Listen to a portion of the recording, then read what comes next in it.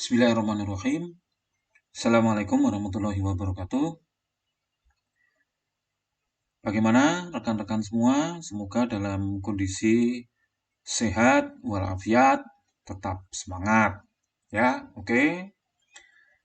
Dalam kuliah pemrosesan sinyal digital 1, kode MII 3605 yang diselenggarakan pada semester Gasal tahun akademik 2020-2021, kita awali dengan saya akan menyampaikan mengenai masalah pengantar ataupun pendahuluan.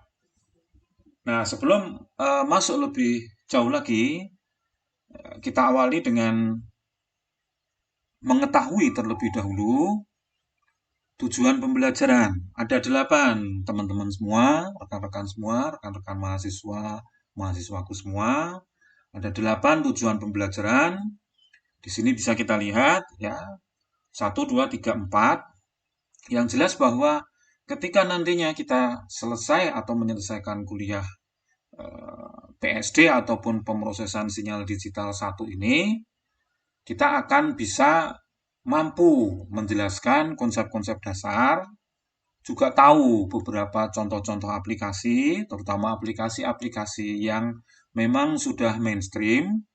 Kemudian kita juga mampu menjelaskan atau paling tidak memahami konsep-konsep mengenai sinyal dan waktu diskrit, ya, karena kita bekerja dalam dunia diskrit. Nah, dunia diskrit ini adalah kata lain ataupun bentuk lain dari dunia digital.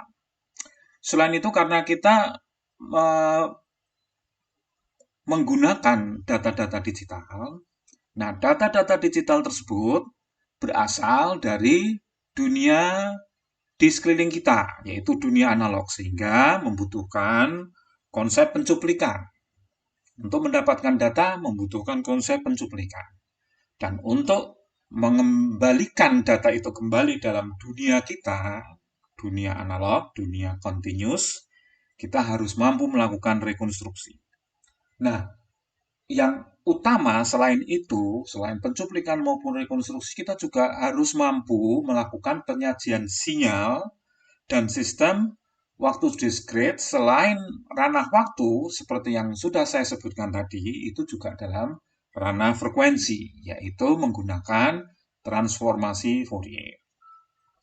Nah, pada dasarnya signal analog pemodelannya ataupun penyajiannya seringkali menggunakan persamaan diferensial. Nah, persamaan diferensial ini memang terus terang sangat kompleks di dalam penyelesaiannya, sehingga kalau bisa kita ubah dulu ya, kita ubah dulu menjadi hal yang sederhana. Nah, hal yang sederhana ini ada dalam dunia aljabar linier. Sehingga dalam dunia analog dikenal transformasi Laplace yang mampu atau yang digunakan untuk mengubah persamaan analog menjadi persamaan analog diferensial menjadi persamaan analog aljabar linier. Sedangkan dalam dunia diskrit kita tidak lagi menggunakan transformasi Laplace, tapi menggunakan transformasi Z. Nah, selain itu, karena kita sudah mengenal transformasi Fourier, maka kita juga perlu belajar transformasi Fourier cepat. Karena pada dasarnya kalau sekedar transformasi Fourier itu membutuhkan resource maupun waktu yang cukup lama.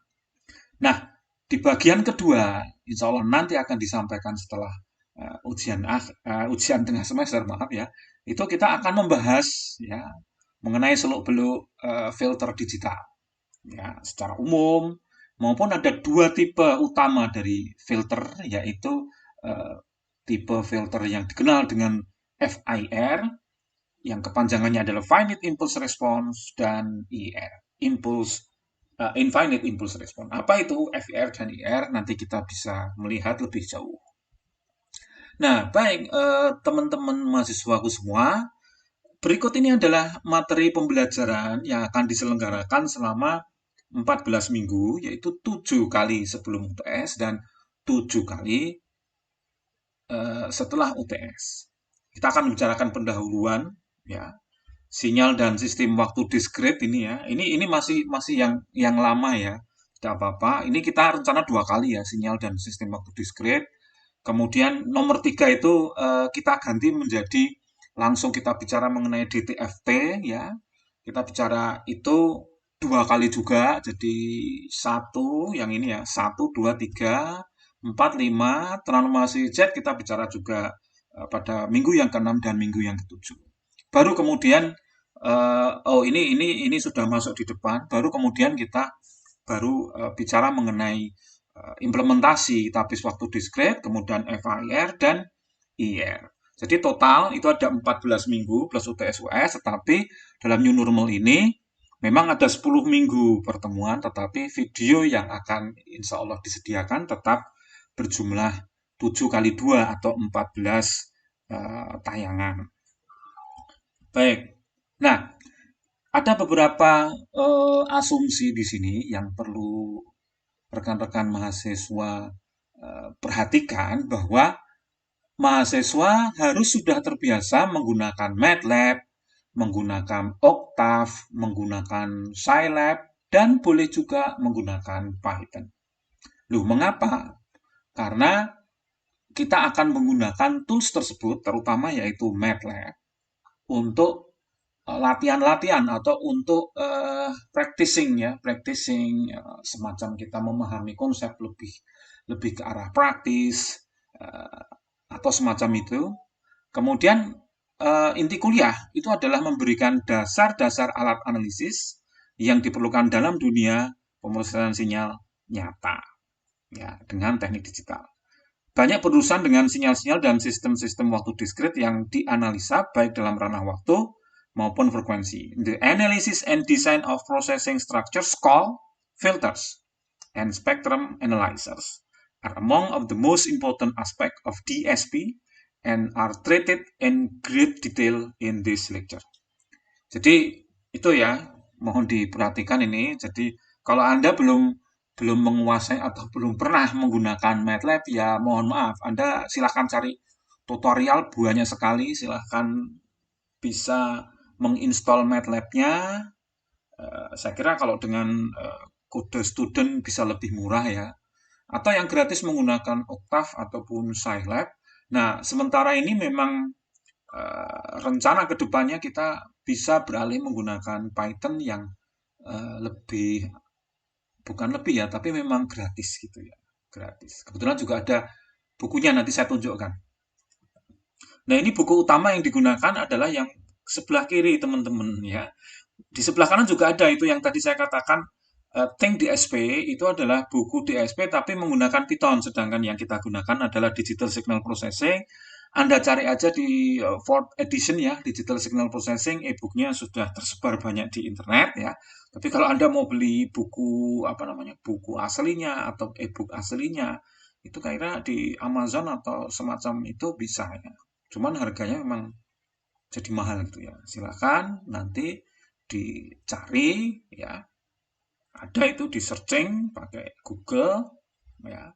Kalau DSP memang dia itu ada versi gratisnya ya.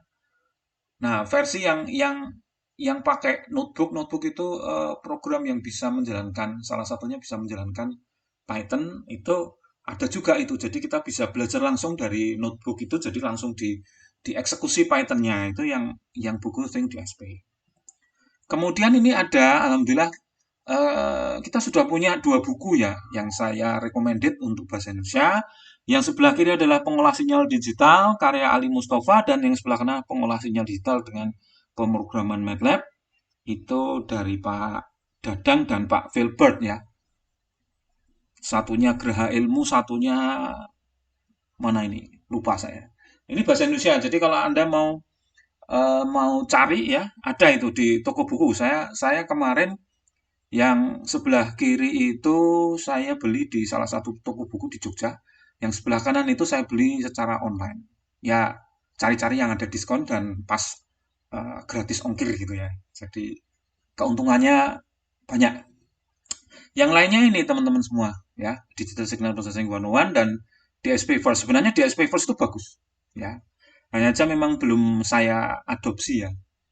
belum saya adopsi sepenuhnya. Jadi DSP First itu benar-benar pakai MATLAB dan silahkan nanti itu dibeli ataupun diunduh ada itu ya. Bagus sekali bukunya, recommended ya. Hanya memang memang belum sempat saya adopsi karena kebetulan juga mungkin mau pakai Python aja ya. Nanti masih jadi pemikiran lebih lanjut. Tapi yang jelas untuk semester ini masih menggunakan bahan-bahan yang sama seperti yang lalu. Kemudian buku lainnya yang sebelah kiri ini kalau Anda pengen lebih paham secara lebih jauh mengenai aplikasi-aplikasi dari DSP, buku karya Doug Stranebi ini bagus ya, bagus sekali. Ya, saya udah punya ini bukunya. Terus kemudian kalau Anda ingin belajar real time digital signal processing menggunakan handphone atau smartphone bisa bisa mencari buku yang sebelah kanannya itu smartphone based real time digital signal processing. Tapi semuanya itu optional ya. Jadi ini juga optional yang lebih saya rekomendasikan, tapi yang utama itu adalah yang kiri itu. Yang ini tetap saya rekomendasikan karena beberapa soal maupun latihan ataupun MATLAB-nya saya ambil dari kedua buku ini. Silahkan nanti dicari ya, silahkan dicari atau terserah gimana. Oke, nah itu buku-buku yang utama dan yang optional.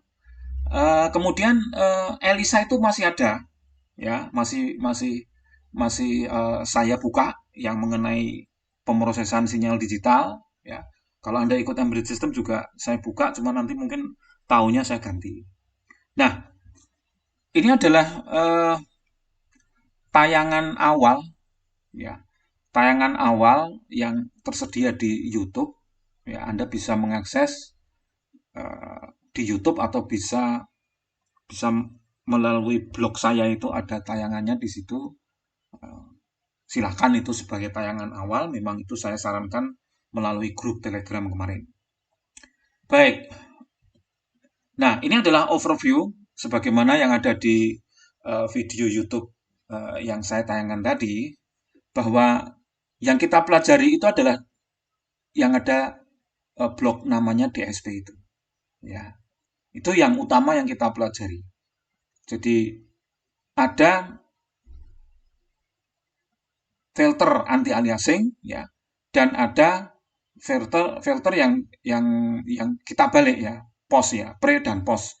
Jadi tapis anti aliasing atau pre filter, kemudian ada pasca tapis ya yang akan menghasilkan gelombang tangga menjadi sinyal analog. Jadi itu rekonstruksinya. Jadi itu yang perlu Anda perhatikan, itu yang kita bahas itu adalah DSP. Nah, equivalent analog signal processing itu dari depan sampai belakang. Ya, kita nggak akan membicarakan mengenai masalah ADC DAC, tapi kita akan membicarakan mengenai masalah pencuplikan dan semacam itu. Oke ya, itu jadi DSP itu bisa jalan secara hardware maupun software. Jadi nggak usah khawatir. Loh, kenapa? Ya karena memang begitu.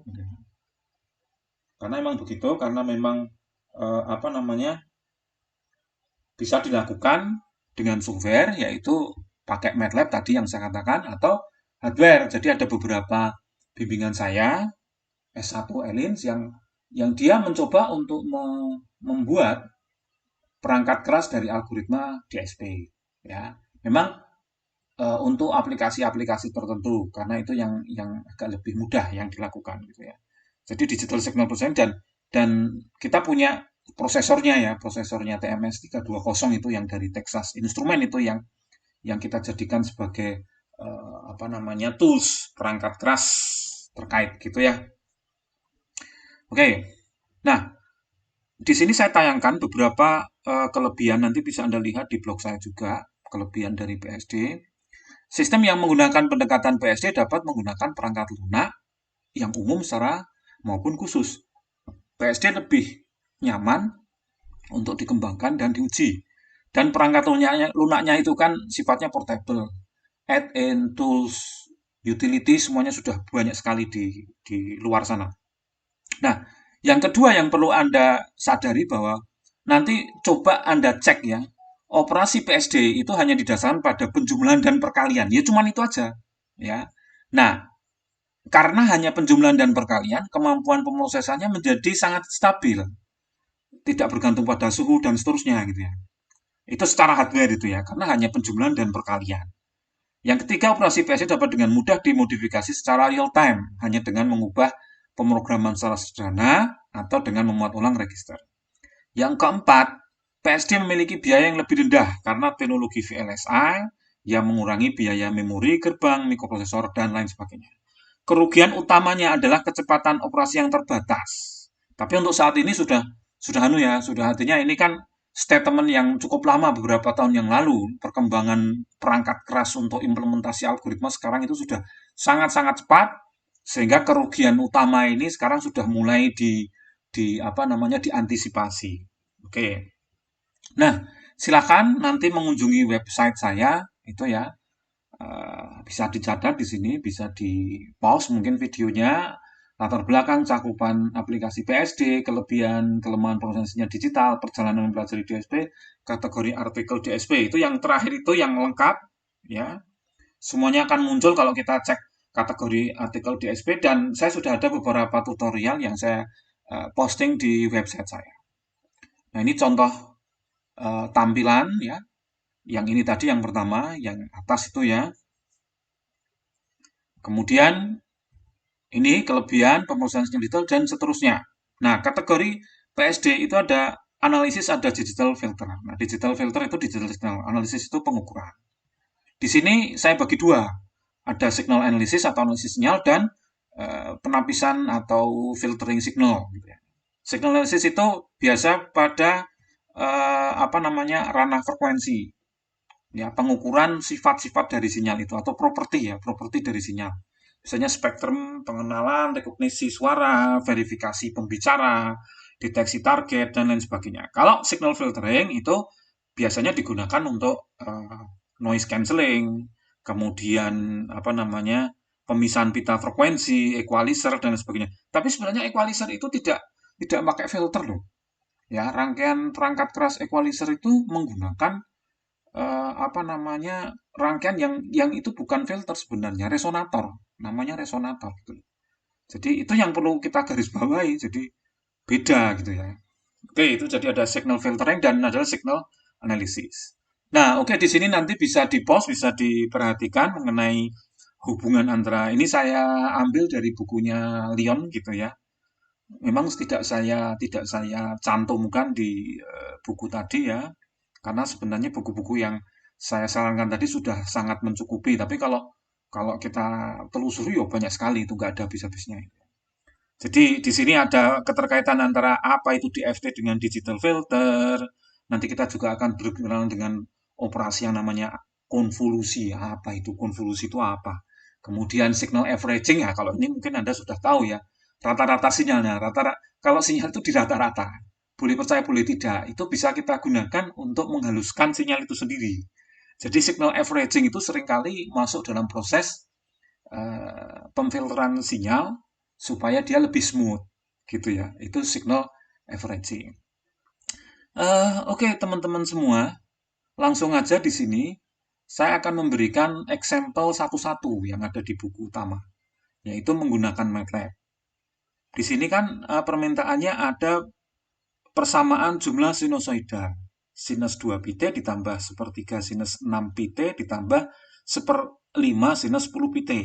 Ya. K-nya itu untuk ganjil 1, 3, 5 gitu ya. Sigma K sama dengan 135 seper K sinus 2 pi KT. Nah, di sini kita kalau menggunakan MATLAB kita pengen mengenerate sampel dari 0 ya sampai 1. Kemudian ini ya dari 0 sampai 1 tapi 0,01 ya selisihnya 0, 0,01, 0,02, 0,03 begitu sampai angka 1. Jadi sekitar 100 nanti ya, sekitar 100 atau 101 data gitu ya. Nah, ada 3 pendekatan teman-teman semua. Tiga pendekatan untuk menyelesaikan soal satu-satu ini ya. Nah, pendekatan yang pertama ini, pendekatan pertama programnya seperti ini ya. T sama dengan 0, titik 2 0,01, titik 21, N sama dengan panjang T-nya, kemudian XT kita siapkan angka 0 sepanjang N, 1 kali N. Ya, matriks karena kita pakai MATLAB ya, matrix lab ya. Kemudian di sini for N sama dengan 1 to N, TEMP sama dengan 0, for K sama dengan 1 2,5 itu berarti nanti angkanya dari 1, 3, 5 gitu ya. Karena naiknya 2 ini. 1, kemudian 3, naik 2 jadi 5. Nah, nanti akan hasilnya itu akan kita dapatkan. Kemudian cara yang kedua, ini juga seperti ini ya. 1, 2, 5, 1, kemudian nanti jadi 3, jadi 5. Ini pendekatan yang kedua. Nah, pendekatan yang ketiga, ini sebenarnya lama ya, pendekatan pertama, pendekatan kedua itu, loh kenapa? Karena ada pengulangan di situ. Ini juga ada pengulangan ya, 3 kali pengulangan, ini juga 3 kali pengulangan, malah lebih panjang ini. Pendekatan pertama itu paling lama, kedua itu moderat. Nah, yang ketiga itu kita langsung pakai matriksnya. Ya, kalau pakai matriksnya kan kita punya misalnya T1, T2, T3 kan. Jadi ini persamaannya kalau kita kita telusuri ya, kalau ini T1 ya T1 semua, T2 ya T2 semua, T3 ya T3 semua, T4 ya T4 semua, gitu ya. Jadi di sini sepertiga, seperlima gitu ya, semua sudah mengikuti. Nah, ini kita bikin bentuknya matriks yang ini. Jadi hasilnya kayak gini kan. Ini ada 1, sepertiga, seperlima. Ini kalau kita masukkan ke dalam sinusnya kita keluarin, sinus 2pi, T1, T2, T3, T5, dikalikan 135, ya ini karena ada 135, 135 gitu ya. Di sini 1 sepertiga, seperlima.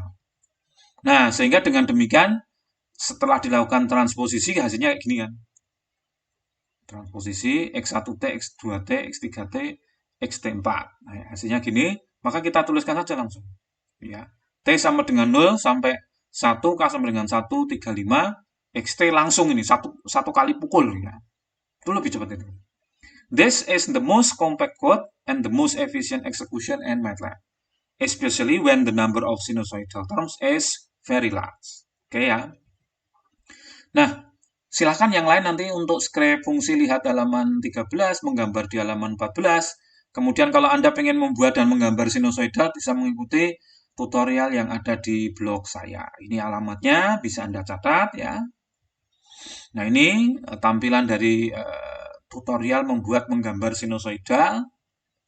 Nah, kemudian kita masuk ke application of DSP. Silahkan diperhatikan di sini untuk speech, untuk image, untuk bidang militer atau ruang angkasa, biomedical ini sudah banyak ini. EEG ini nanti silahkan Anda baca paper-paper saya dan Pak Catur Atmaji di bidang signal processing untuk EEG. Kemudian consumer elektronik seperti smartphone itu kan sekarang sudah menggunakan teknologi DSP. Boleh percaya boleh tidak, itu sudah menggunakan teknologi itu. Jadi jangan dikira eh, nggak ada, tapi sudah ada gitu loh. Sudah cukup lama gitu ya. Sudah cukup lama apa namanya ada gitu ya. Oke. Kemudian ini ya dalam musical sound processing. Dalam industri musik hampir semua produk musik diproduksi dalam 2 tahap. Pertama itu merekam ya single maupun multitrack, yang kedua adalah menyimpan. Nah, prosesnya bisa seperti ini ya, echo generation, echo removal maupun digital reverberation. Nah, ini kan contoh ada echo ya. Sorry, ini gambarnya sendiri gitu ya. Ekonya seperti itu, kemudian penghasil gema ya. Yang kedua menghasilkan gema ataupun echo.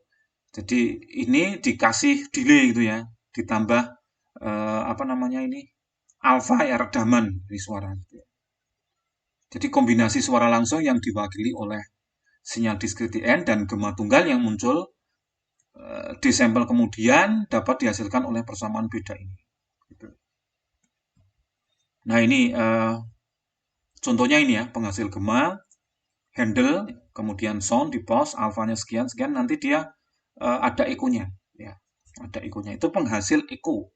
Nah kalau ini penghapus eko, ya, penghapus eko ya persamaan yang 1 2 tadi ini, yang ini, ya, dibalik ini, dibalik. Jadi WN ditambah ekonya ya menghasilkan menghasilkan aslinya gitu ya. Jadi ini difilter, kemudian soundnya di ini, nah, nanti gemanya bisa hilang gitu ya. Nah, gema yang jaraknya dekat itu menyebabkan reverb namanya atau reverberation. yang dapat dibuat secara digital ini generatornya menggunakan ini ya persamaan beda ini 1,4 yang menghasilkan beberapa gema dengan jarak sampel D terpisah. Gema lain yang terdengar alami diberikan dengan persamaan ini ya, yang mensimulasikan kepadatan gema yang lebih tinggi. Jadi apa yang saya tunjukkan ya 3 contoh tadi ya, penghasil echo, kemudian penghilang echo dan digital vibration itu semuanya dilakukan secara digital ya. Nah, itu contoh-contoh aplikasi yang semoga bisa memberikan gambaran awal gitu ya, gambaran awal di sini mengenai musical sound processing gitu ya. Itu dalam industri musik ya, atau hampir semua produk gitu ya, itu diproduksi gitu ya. Oke, saya kira itu sebagai awal ya. Saya ucapkan terima kasih atas perhatiannya. Nanti kita masih sambung lagi dengan bagian yang kedua dan seterusnya. Baik, terima kasih. Assalamualaikum warahmatullahi wabarakatuh.